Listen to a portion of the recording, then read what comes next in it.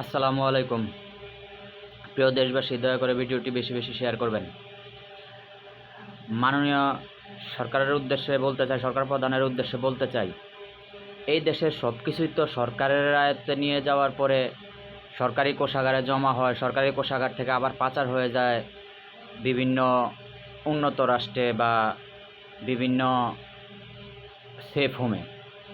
তো এই যে সাবেক আইজিপি বেনজির আহমেদের সম্পত্তি ক্রয় করা হলো, আমি দেশের একজন নাগরিক হিসেবে সরকারের কাছে আবেদন রাখব, এই সম্পত্তি সরকারি কোষাগারে ডোনেশন না করে বা সরকারি কোষাগারে জমা না করে এই সম্পত্তি আপনারা ছিন্নমূল পরিবারগুলোর মাঝে বন্টন করে দিন।